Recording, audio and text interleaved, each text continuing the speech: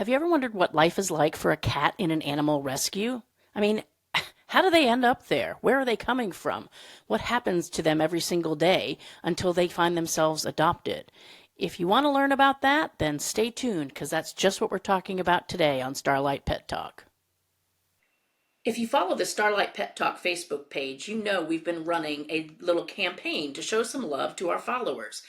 It was very simple. All you had to do was to like and follow our Starlight Pet Talk page and the page for Starlight Outreach and Rescue. And by doing that, you are automatically entered to win a free Starlight t-shirt.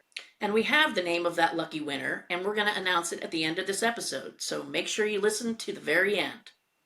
You're listening to Starlight Pet Talk, a podcast for pet parents who want the best pet care advice from cat experts, dog trainers, veterinarians, and other top pet professionals who will help you live your very best life with your pets. We also share inspiring rescue and adoption stories from people who've taken their love of pets to the next level by getting involved in animal welfare. My name is Amy Castro, and I'm the founder and president of Starlight Outreach and Rescue and a columnist for Pet Age magazine. I've rescued thousands of animals and helped people just like you find the right pet for their family. My mission is to help pet parents learn all the ways that they can care for, live with, and even have fun with their pets, so they can live their very best lives and their pets can too. Welcome to Starlight Pet Talk. I'm your host, Amy Castro, and today we're talking all about cats and what life is like for them in an animal rescue. I'm going to go solo for this episode because, number one, I'm trying to really shorten the episodes. I have to be honest. Some of the episodes have gotten quite long. I'd love to hear what you all think as the listeners, if you prefer the longer format where they're getting close to an hour, or if you'd rather us stay down closer to 30 minutes. It's all about you and how you like to learn and how you like to get your information. So be sure to reach out to us and let us know. But either way, when I'm going solo, even though I like to talk a lot, it usually is a little bit shorter than doing an interview. And I do have experience not only with Starlight Outreach and Rescue and how cats live in our rescue, but also experience in shelter life for pets, having been a former animal shelter volunteer coordinator for about 10 years. And I do have a lot of good relationships with other people in cat rescue, so I can give a little bit of insight into what life might be like in different rescues. But that actually is a key point to make right up front, is that every rescue is a little bit different. Their philosophies are different as to how animals should live. Their intake processes, how they bring animals in and what they bring in is going to be a little bit different. So I'll try to point that out along the way. So let's start off. So cats will come to rescue in a couple of different ways. There are what are referred to as owner surrenders. So it's an owner. It's pretty self-explanatory, right? An owner can't keep their pet anymore for whatever reason, and we won't go down that rabbit hole, and they seek a rescue to take that cat on rather than putting that animal in a shelter. Obviously, most rescues are going to take in stray animals off the street. So if you find a cat in your yard, you find a cat with some kittens in your garage, a rescue is definitely a place where you could seek out some help.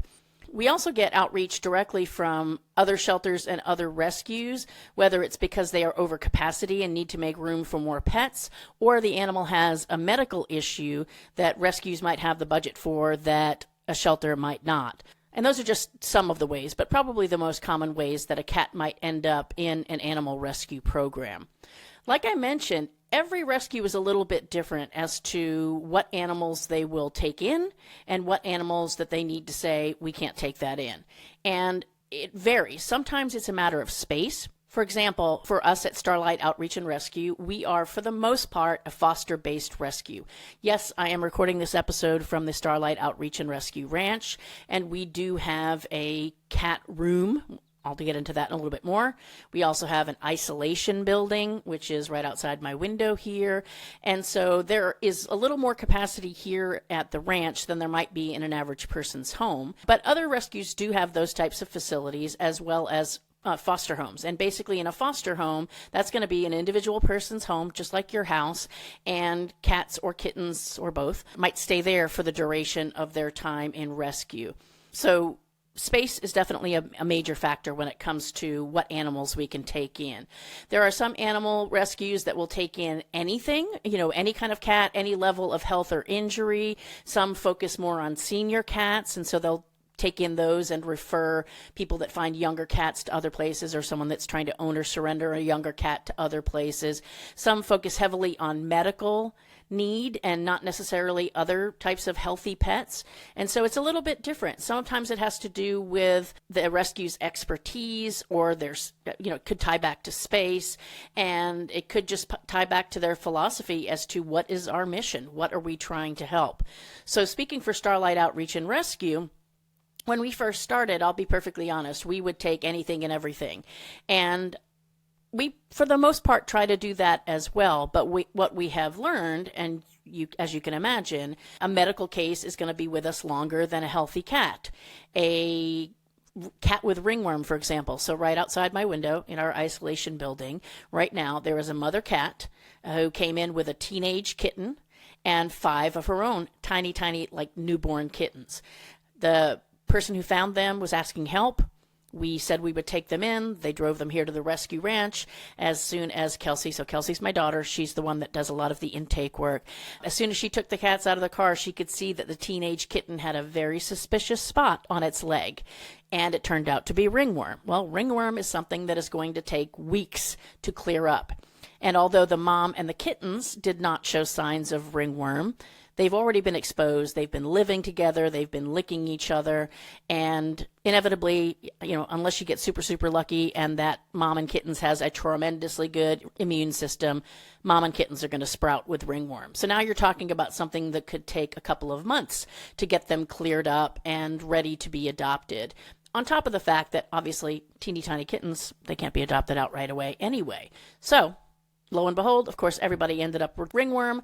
Luckily, we do have this isolation facility, so we can keep just those cats out there until they are cleared up. Then they can go to Gen Pop with the other cats, or the kittens at that point will probably be old enough to be directly adopted. So we're super lucky that we have that facility, but not every rescue has that facility. So they might not be able to take in a cat that has ringworm, because most people, like yourself, maybe you don't want a cat with ringworm in your house because it is contagious. So intake is going to vary depending upon the rescue, their facilities, their manpower, or people power, I should say, and what their philosophies are. So for us, a cat comes in. One of the things that we have learned through trial and error is to do certain types of testing and assessment before we even bring the animal in the door. And most rescues, if they're good rescues, will immediately do some medical care, medical testing, vaccination, things like that when the cat gets in. And the challenge with cats as opposed to dogs, and not to say that some dogs can't be scared when they come in, because a lot of them are, but cats hate change. And cats oftentimes will present as being very feral. They're hissing, they're swatting, they're scratching, they're biting, and they may truly be feral, like almost borderline wild cats, because they've not had human contact. But other cats might just be frightened. So there are times where we might delay some of that process, isolate that animal until it has had a little cool-off period, and then do some of the testing. But if we can, we basically will try to do testing and vaccination before we even bring them into any of our buildings, in order to basically keep everybody safe and to know what we're basically getting into with those animals. So if you've heard about parvovirus for dogs, panleukopenia is pretty much the cat version. It is highly contagious. It can be very deadly, especially to small kittens that haven't been vaccinated and don't have good immune systems. So we want to make sure that we don't bring something like that into our facility and expose everybody to that. When cats come into rescue, different rescues have different philosophies. Some will automatically, even if the animal looks healthy, will put that animal in an isolation facility, whether it is a cage in a certain room in somebody's home, or maybe they've separated out a bedroom, and the cat will spend its time in there. It allows the cat to kind of decompress, but it also allows people to assess how that cat is doing physically and mentally. And that could be, the case even if they have had, veterinary assessment at that point. Just like people and just like dogs, cats have different personalities. So a cat that is more outgoing, is more go with the flow kind of cat, that cat might quickly be able to be moved into a population with other cats. But if you've listened to some of our other podcast episodes, you know that in general, cats, they put up with each other. They tolerate each other. There are instances, I'm sure there's people listening right now that say, my cats love each other. I got a brother and sister when they were little, or I got 2 sisters when they were little and they were great. And that's probably the case.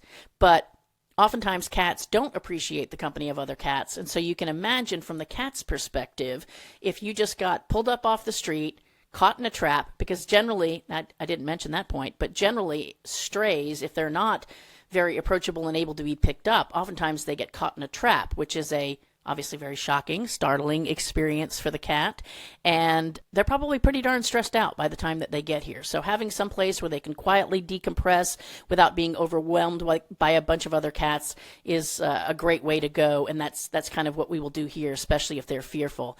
If we don't have the space, our cat room. So what we basically did was convert our 2-car garage into our cat room.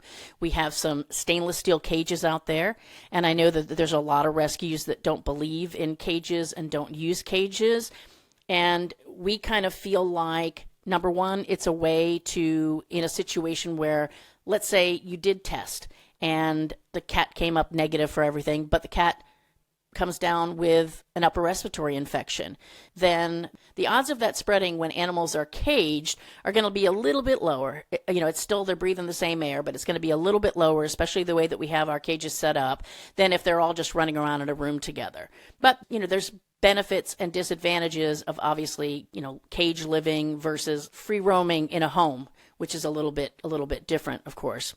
So, like I said, different rescues will take different approaches. I mean, ours ends up basically being a hybrid approach. We've got the cages, we can use them as needed. Some cats prefer to stay up in their high perch of their cage and just kind of observe the other cats running around. Other cats hate being in the cage, and we just kind of have them free roaming out in the cat room. So, hybrid tends to work pretty well for us. But again, different philosophies, different facilities available for different groups. Most of the time when people are fostering cats in homes, if a cat is lucky enough to go directly or soon after intake to go to a foster home, the idea would be for that cat to be acclimated to the home, but then get as much free roam as possible, assuming the other resident pets allow it, so that it allows the foster person to really assess, how does this cat do in a home? How does this cat get along roaming around in the living room? Does the cat scratch furniture? Does it dislike dogs, dislike other cats, dislike children? Or do they love all of the above or just some of the above? So really being able to have a small number of cats, or maybe one cat at a time, in a foster home gives the rescue a better opportunity to assess what that animal is really like. As you can imagine, in my garage right now, because I'm kind of a figurehead, I don't do a lot of the work around here. I mean, that's probably not really true, but if you asked me the names of the cats that are in my garage right now, I have no idea who's out there. I know a few of them. I know Waylon is out there, and that's about it. But the people that volunteer and come out here could tell you exactly who's out there and what they're like. And so that's one thing that I would say is a huge advantage of rescues over shelters, over most shelters, I should say. Let me put a caveat to that, is that when you've got a good presence of volunteers, when you have animals in individual foster homes, you have the opportunity to get to know those animals, so that when adopters, like yesterday, I got an application. Person was looking for a really cuddly cat. Can you point us in the direction of some cats that you have that are super cuddly? Now, I didn't know off the top of my head, but I know that Joanne, who volunteers here very frequently, knows. I know that Kelsey knows. And so I'm able to go to these volunteers and fosters and say, hey, who in our system is super cuddly that would really enjoy being held a lot and sitting in people's laps? And so I got the name of 3 cats. So I can go back to that potential adopter and say, hey, these are the cats you should try to look at. So it's a definite advantage. And again, different shelters are different, but most of the time in your average city or county shelter, the staff either, let's be perfectly honest, some of them just don't care enough to get to know the pets. The one that I worked at, people didn't really care too much about getting to know the pets. Some people did, but it was not emphasized. So leadership certainly didn't encourage spending time like that. And so, any interest a person might have in giving a little extra attention to the cats, getting to know them a little bit better, was usually pretty quickly squashed. However, there are many other shelters that are out there that are very forward thinking and understand the benefits of getting to know the animals and giving them human interaction time, and their lives might be quite similar to what it's like to live in a rescue. So that just kind of is a little bit of a plug to say, get to know your local shelters and how their animals are treated and cared for, and ask a lot of questions about what they know about the pets and what the pet's daily life is like, because that's going to tell you, if you're an adopter, how much decompression time that animal might need when it comes home to your house, especially if it's never been in a real house before. So lots of different types of housing options. And, in many instances in rescues, most cats are living in an environment where they are in a home type environment. So they're going to live like they're going to live when they get adopted. And they're super, super lucky to be able to do that. Cats and dogs obviously have different behaviors and different temperaments. And so one of the things that cats will experience when they come into rescue is opportunities to, again, interact with different types of people, other types of animals, to get a feel for how tolerant they are for those types of things and situations. And that will help us ensure that that animal, when it goes to a home, is a good fit for that family and vice versa, or for that individual. There's some cats that I know for a fact here, like Waylon. I keep bringing Waylon up. He's the pet of the week. Waylon would probably be good in just about any home. He loves being cuddled. He doesn't mind being picked up by kids. He is a really nice combination of being cuddly and sweet and loving, but also super playful. So if somebody loves, throwing the ball or playing with a feather toy or whatever it might be, Waylon's your guy. We had another cat that was here for a long time, Jelly Bean, who came into our rescue, and she was so sedate in the cages that we figured, okay, we need to, and she wouldn't even come out of the cage. If we opened the cage for her to come out, even if it was by herself, she would not come out. She just sat there. We obviously had her checked out by a vet, because for a while there, I kind of thought something must be wrong with her, like she's sick and that's why she doesn't want to do anything. So we did all kinds of testing, all kinds of physical examinations. Nothing wrong with her. She's just a jelly bean. She just wants to sit there and hang out. And so moving her to a foster home helped us see a little more of her personality, but even then, moving into a house, she just kind of hangs out. She's not particularly playful. She's not particularly active. She just wants to sit and be.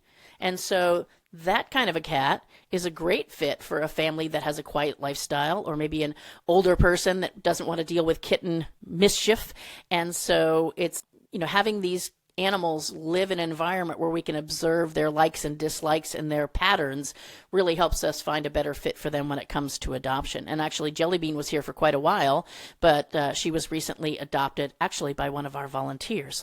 Sometimes that happens. Sometimes when people foster, they get that cat home in their life, and the cat becomes, and this is obviously really nice for the cat becomes so acclimated and becomes part of the family that when it comes time to say, okay, so we think so-and-so is ready to be adopted, let's get them on the market. And then they can't even think about bearing to have that cat move and move on. And, I'm sure the cat is perfectly happy in that instance, because they've gotten used to being in a place and now they get to stay there. A little sidebar note for fostering and what we refer to as foster failing sometimes, which makes it seem a little bit negative. But one of the challenges that I have with fostering, as opposed to if I kept all the animals here at the rescue ranch, their life is better in foster at the same time, because people do get attached to them. It can become oftentimes hard for them to give the animal up when the time comes to give it up and get it adopted, which you would say to yourself, who cares? Let them keep the cat.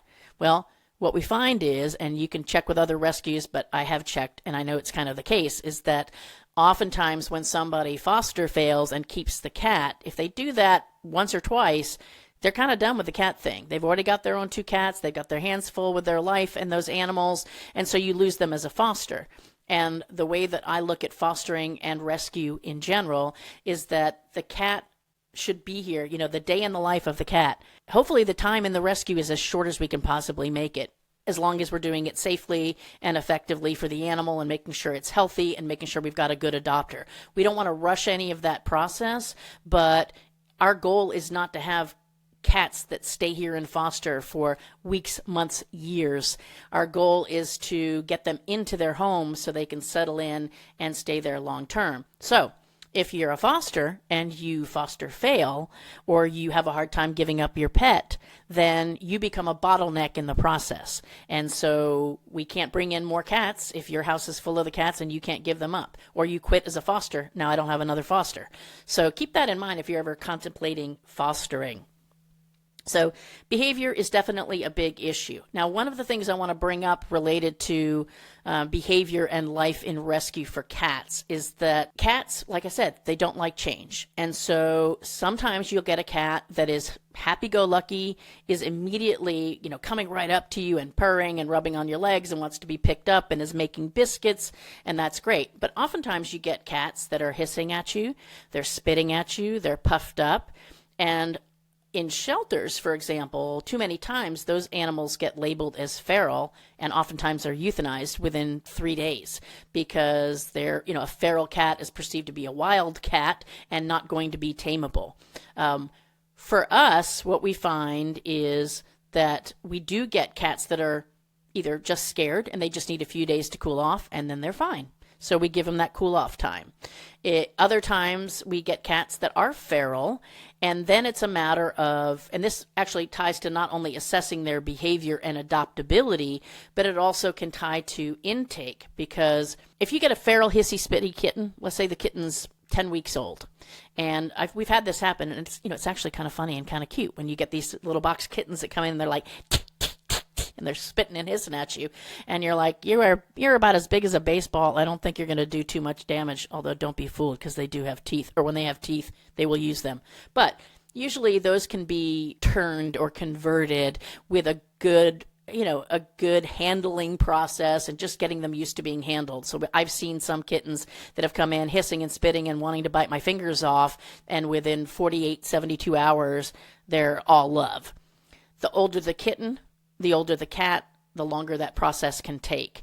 And we find, and other rescues might be a little bit different, those cats could take months or even years to turn into what we would perceive to be a regular old, more outgoing house cat.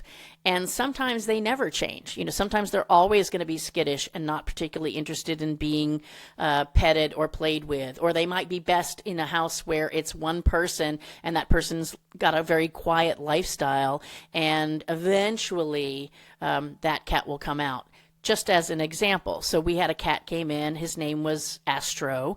And actually, I think I pulled him from the animal control where I volunteered because they were wanting to euthanize him because he was aggressive. And he wasn't really aggressive. He made a lot of noise, but he would still, even if he was hissing at you, you could still pet him.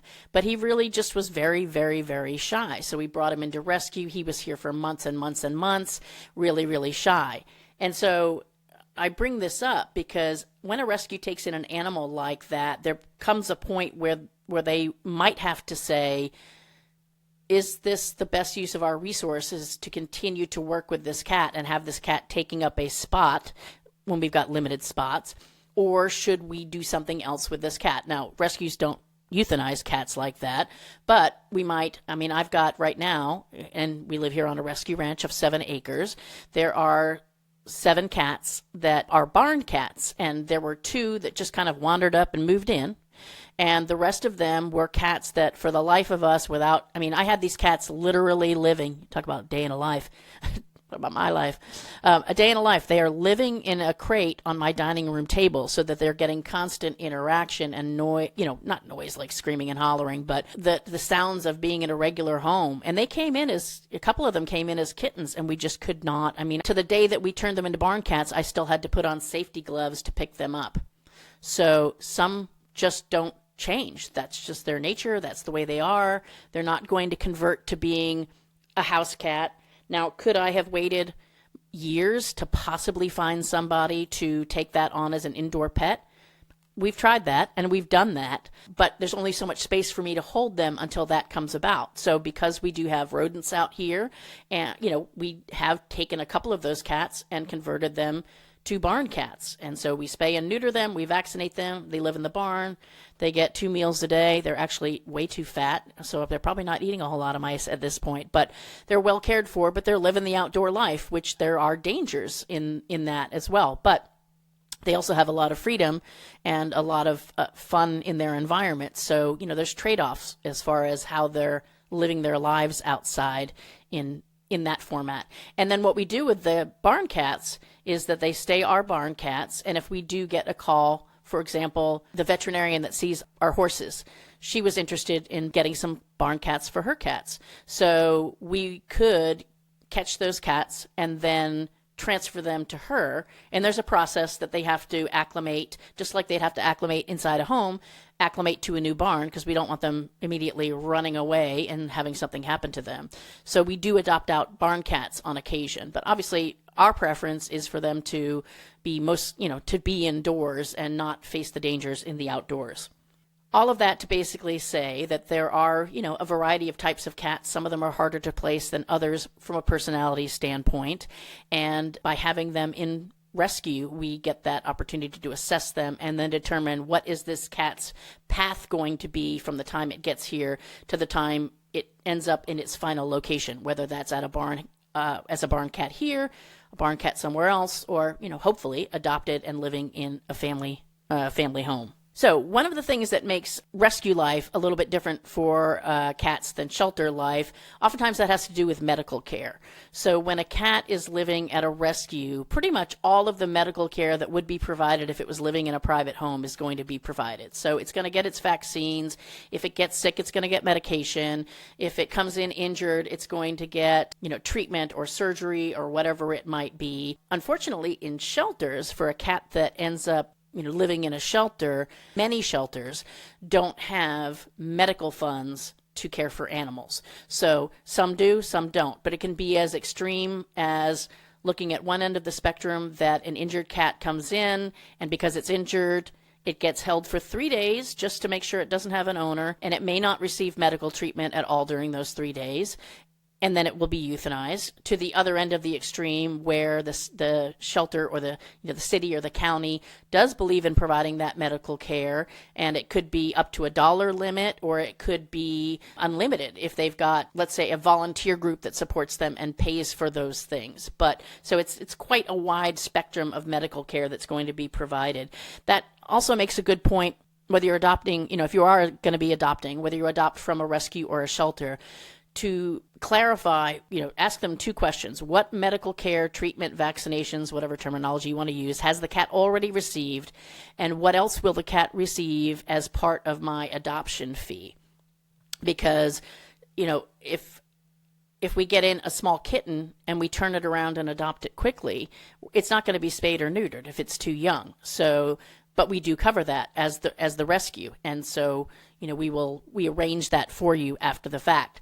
Some shelters do that and some shelters don't. So it's important that you understand the, current physical and medical status of that animal, and then also what's going to be provided after the fact. What is your adoption fee going toward?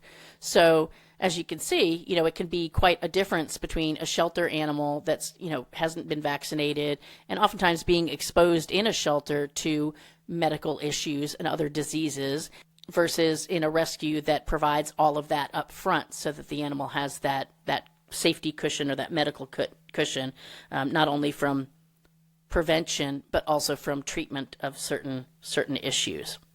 So I mentioned before this care and interaction that cats will get in rescue, and especially those that are a little bit more shy are usually in a rescue. They're going to get a lot more one-on-one interaction to try to encourage them to get more used to human interaction, get more used to different types of people in order to make them more adoptable. Because the more adaptable an animal is, and the more it is tolerant of other people and things, the more likely it is going to be adopted. So if you've got a kitty cat that's living in a rescue and it hates other cats, it's hissing and whatever at other cats, you may not find an adopter easily that doesn't have other cats and doesn't plan on getting other cats. Or maybe the cat doesn't do well with dogs. You may not find as many people that don't already have a dog. So anytime there's limits on what the animal can do or can be exposed to, that's going to limit your pool of potential adopters. So something to keep in mind, from those cats' perspective is those types of cats are going to spend a longer time in rescue than one that's, like I said, happy-go-lucky and, ready to face the world and everybody and everything in it. So let's talk about getting these cats adopted. They're spending their lives, they're hanging out in a foster home or they're hanging out in the cat room at a rescue ranch or a rescue facility, and they're getting interacted every day with volunteers. They get the chance to interact with other animals in many instances. So how do we get them adopted as quickly as possible? Well, there's a couple of things that go into that. One is getting your picture taken. And if you've ever tried to take a picture of a cat or a dog, it's not, some cats are easier than others. Some are super photogenic, some know how to pose, they know how to make it look good, and others just want to play. And so the ones that want to play, it's a little bit dicier to try to get those pictures. So we do some things to try to engage and entertain them when we are going to be taking photographs. So one of the things that I would recommend, especially for those who might be listening that are in rescue or new to rescue, is that if you do have your cats living in cages, don't expect that you're just going to be able to pull that cat out, sit it up on a cat tree, and take its picture. If it hasn't been out since last night, then it's going to want to run around and play. So usually what we'll do, and this is kind of tied into the day in the life as well, even though we have animals that do live in cages, and some are loose, some are in cages, every morning when the volunteer comes or when we go out to do our cleaning and feeding, all the cages get opened up so everybody can come out and run around and play. And they love that. They love running around, burning off steam. Again, there are some cats that don't like that, and so they'll either stay up in their cage, or there's some cats that are not really all that nice to all the other cats, and so those will stay in their cages until the other cats have had a chance to burn off some steam and have some playtime while the cleaning is going on. And then when those cats get put away, then the cats that maybe aren't so friendly with other cats will get let out so they can stretch their legs, because we don't like them to have to stay in the cage. And even though they're living in my garage, and it's not beautiful, but it is clean, we do have lots of things out there for them to play with. So one of the things that we try to do in rescue, which may not happen as much in shelters, although again, it depends on the quality of the shelter and how much they care, is enrichment. So it's important to us that the cats aren't just let out to wander around a garage. So we've got cat towers, we've got cat trees, we've got automated laser toys out there that they like to play with. What else do we have out there? Different handheld like feather toys and things like that volunteers can come and play, or if a volunteer is coming to clean, they might clean a little bit and then play a little bit, or do all the cleaning and then sit on the floor and play. But we try to give them plenty of things to do while they're out there, especially if they do need to go back into their kennels or cages, whatever you want to call them, at the end of the day. So they do have that ability to get all kinds of activities. Some organizations, if they're lucky enough, will also have outdoor facilities for cats to go out into, or there are even some rescues that have fence properties that have specialized cat fencing on them so that cats can go out. We don't have that here, at least not yet, but we are currently investigating some, and we do have some catio type places where we could put those out and put cats out so they can experience the outdoors, the smells, the noises and things like that. We also make sure, and one of the nice things about our cat room is that it does have windows. So we make sure that there are perches and things over by the windows so the cats can see out and see the barn cats and the birds and things like that. So we try to make that environment, even though it's a garage, we try to make it as homey as possible. And they're all climate controlled, so nobody's too hot, nobody's too cold. There's air conditioning and heat out there, much to the pain of my electric bill, but it is what it is. And so they live pretty good out there. But again, the goal is for them to be there as short a period of time as possible so we can get them moving into their homes. So back to my point about photographs. So great time to take pictures is after they've already been out running around, especially if you've really worked hard to kind of exercise them and tire them out a little bit, not to the point where they're panting in their pictures, because that looks a little bit weird, but they get their pictures taken. And like I said, some people are cooperative, some people are not. We also have props and collars and clothes and hats and things like that, which some cats will tolerate, and some cats are like, yeah, I'm not wearing that. So we do have a variety of options out there for them. So getting your picture taken, whether you like it or not, whether you're photogenic or not, it's going to happen in rescue. And then the beauty of knowing their personalities is that allows you to write the description for them in the ad, for lack of a better term. So animals that are in rescues and in shelters will get posted in a variety of places. There are online sites. Two big primary ones that we use are Adopt-A-Pet and Pet Finder. And so, it's very important that once that animal is ready to be adopted, that you get a good picture of them, that you get a sense of their personality so you can do a write-up in the description and that you post those online. So it's kind of like the cat is probably like on a dating website. And so you're going to want to help them look their best by giving them the best possible description, but also the most accurate description of who they are. One of the things that we're very proud of not doing is not BSing people when it comes to those descriptions. Don't want to make an animal sound worse, than they are, but at the same time, you don't want to say, oh, great with kids, when you know for a fact the cat does not like kids. So I've said this before when we did our day in the life of a rescue dog, is that please, when you are looking for a pet, read that description and believe it. We wouldn't put in there that the cat is not good with kids if we didn't already know that for a fact. So don't take up your time and take up our time filling out an adoption application or coming to visit a pet with your 2 and 3-year-old, because it's not going to happen. It's not good for you. It's not going to be good for the cat. It's not going to be good for your kids when they get scratched in the face by the cat that doesn't like kids.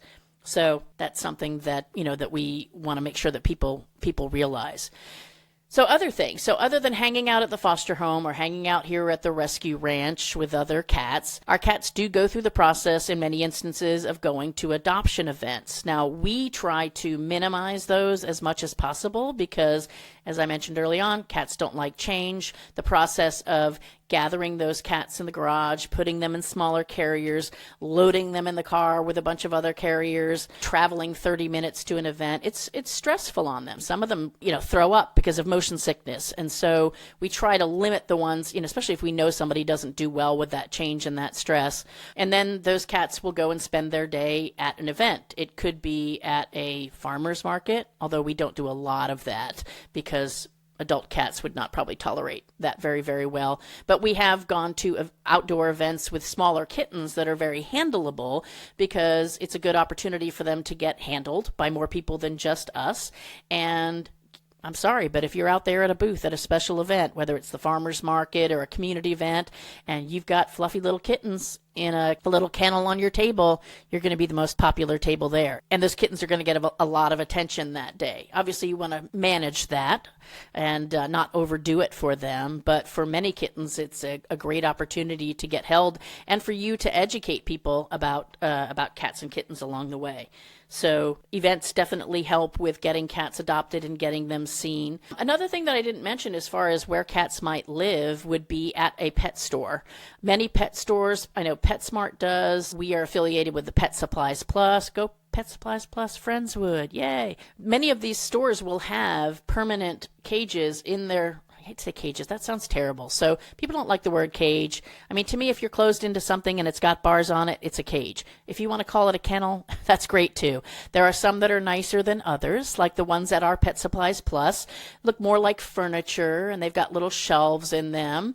And so we do have kitties that will stay up there during the week, overnight. And what we do is we have volunteers that will go in and make sure that they have food and water in the morning. And then another volunteer will come in the evening and do the same thing again. So they get that care. But they get a lot of attention from people in the store. People stop over. I've actually gone into that store on a Saturday when we do one of our bigger adoption events.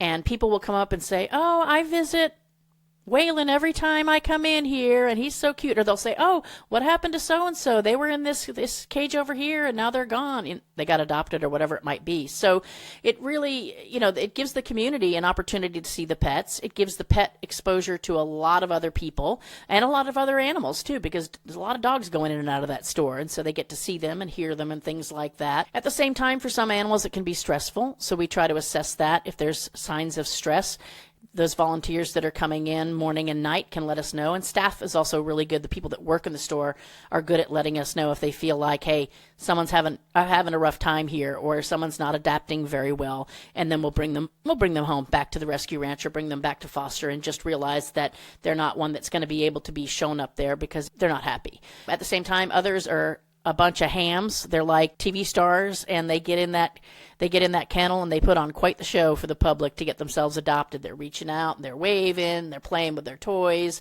And so it's another place where rescue cats or shelter cats might live. The one thing I will say that's important to note is that, for us, we don't leave a cat up there indefinitely. Like if we have a cat that we put up there and it doesn't get adopted usually about 2 weeks is kind of our limit to leave an animal up there. If nobody's adopted it at that point, we'll switch it out for another cat so that it can come back and, be here at the ranch, be loose in the cat room, because unfortunately the cages that are set up in pet stores are different in most places, but for the most part, it's the cat spends most of its time in the cage if it's not being held by somebody. There's not really a facility for them to be let out to run around and play while the cage is being cleaned. So that does, I don't like to have animals staying like that for long periods, so we do switch them out and bring them home. And then I would say last but not least, as far as getting animals adopted, is that we, and I don't know if our animals know this, if our kitties know this, but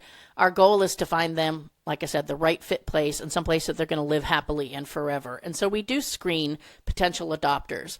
And it's not about being judgy, although, I don't know, maybe it is about being judgy. It's really about identifying the person or people that we believe, given the information that we have about them, is going to give this animal the very best life from now until the time that it dies of old age. And so sometimes if we get a particularly popular cat, and popularity in cats, oftentimes it's judged by appearance, kind of like people. It's sad. So kitties who are good looking, the Siamese kitties with blue eyes, kitties with something unusual, those kitties are going to be the popular kids, and they're going to get asked about more, and they're going to get more applications on them, and they're going to get adopted faster. On the flip side, the kitties who, especially sometimes there's kittens that just look kind of scraggly when they're little, especially if they weren't raised with moms and they look kind of scrappy. They always come into their own, and 9 times out of 10 end up being beautiful cats. But if they don't photograph well, or they're a little bit scrappy, or I was telling somebody the other day that I have resting, I won't use the word that I used. She said, don't call it resting blank face, call it resting human face. But there are some cats that have resting cat face. And so when they photograph, they look like they're angry or they're mean or whatever it might be, and they're not. It's just their photograph. So they do get judged a lot by their photos, which we all can probably relate to a little bit, judged on their appearance. And so those cats might take a little bit longer to get adopted. But we do have people go through a process. One thing that is different about our rescue compared to maybe other rescues, and we've covered this when we talked about dogs as well, is that some rescues will require a home visit. So they're really going to physically go out to somebody's house and look at it or require photographs of it. We don't do that, but we will do that in instances where people will say that they want to be able to have the cat go outdoors. We want to see that cat fencing to know that if you decide to let your cat out in the backyard, that it's not going to disappear and end up run over in the street. So we do our very, very best to try to find the best and safest and happiest home for our animals, because we don't want them to come back. But that said, and my final point here for this episode would be one thing that I think makes us unique, and other rescues do the same thing, but not all, and shelters generally don't, is that we have a lifetime return policy. Our commitment to these animals, and most of the times because we put so much time and effort, and we've taken the time to get to know them and their personalities, and we love them. We want the best for them. Our commitment is that if at any time somebody adopts from us and can no longer keep the cat, doesn't want the cat, whatever the reason is, we will take it back. I don't care if it's in a week. I don't care if it's in a year, 2 years, 10 years, whatever it might be. So that's, thank goodness not everybody's taken us up on that, but we have had animals that have been returned. We had one returned the other day because for some reason out of the blue, 2 years into the relationship with the other cat, it decides to basically attack the cat on a daily basis. He obviously does not appreciate being with other cats, and sometimes that happens when they come to maturity. So those types of things may not be things that we realize when they're spending their day in a life here with us at the rescue, because obviously animals, just like people, learn, grow, develop, and in many instances change. But our commitment is to take that animal back with the realization that now there might be some parameters on its adoption, and we will find it a different appropriate home. So I hope that that has given you at least a basic idea of what a day in the life of a cat in rescue is. I want to leave you with the thought that all rescues are different, And, from an adopter standpoint, sometimes I'll hear from people and they'll say, oh, well, I don't like dealing with that rescue because they're too picky, or they ask too many questions, or they require this, or they require that. Until you've walked in our shoes and have lived the level of commitment we have to these animals, you really can't judge what people will do to try to do what they think is the right thing for that pet. So try to give a little bit of grace there on that front, and realize that every rescue, even if they turn you down for adoption, every rescue is just trying to do the very, very best that they can do so that animals are living their very best lives for the rest of their lives.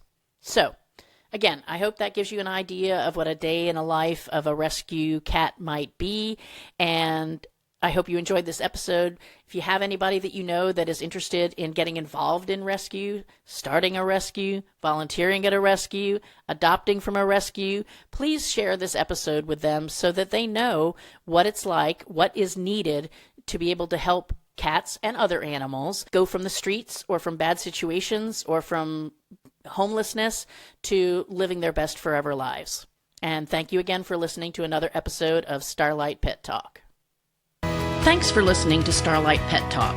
Be sure to visit our website at www.starlightpettalk.com for more resources, and be sure to follow this podcast on your favorite podcast app so you'll never miss a show. If you enjoyed and found value in today's episode, we'd appreciate a rating on Apple. Or if you'd simply tell a friend about the show, that would be great too. Don't forget to tune in next week and every week for a brand new episode of Starlight Pet Talk. And if you don't do anything else this week, give your pets a big hug from us. All right, everybody, we are here at the Starlight Outreach and Rescue Ranch, and we are going to spin the Wheel of Names to see who wins a Starlight Pet Talk t-shirt, or a Starlight Outreach and Rescue t-shirt if that's what they want. So let's spin the Wheel of Names and see who gets our shirt.